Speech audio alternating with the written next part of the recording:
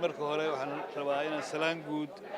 shacabka Soomaaliyeed iyo barnaamijkan faa'iido u yeelan karo aan laba kelmadood oo kooban ka ilaahdo ta koowaad waxa weeye arrintan waxay koow ka tahay Soomaaliya xasuustaan teesarooyin iyo IDO waa jiri jireen laakiin waxay koow ka tahay in waddanka oo dhan oo waliba hal qofkii cadeynaya inuu hebel yahay ama heblaaye yahay oo markii uu horeysay horta inoo suuragelayso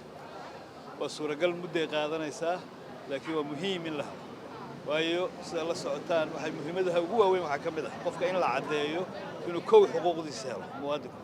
dastuurka garanaysan muwaadinku xuquuq uu leeyahay waajibaadna waa leeyahay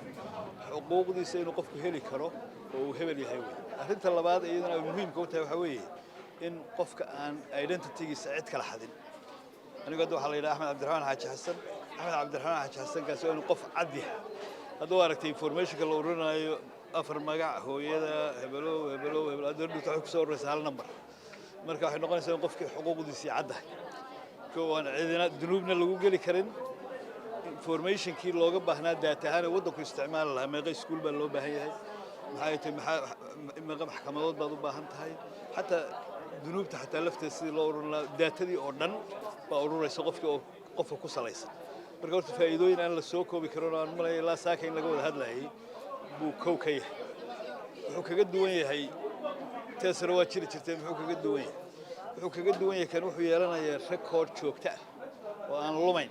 kii hore waxa ahayd haddaad afgooye ka samaysato recordkaasi xamar xataa available ma ka yahay ma laga heli karaa iyo xiriirkaasi uu muddo qaadan la garanaysaa sida hadda technology uu horumaray ma jirin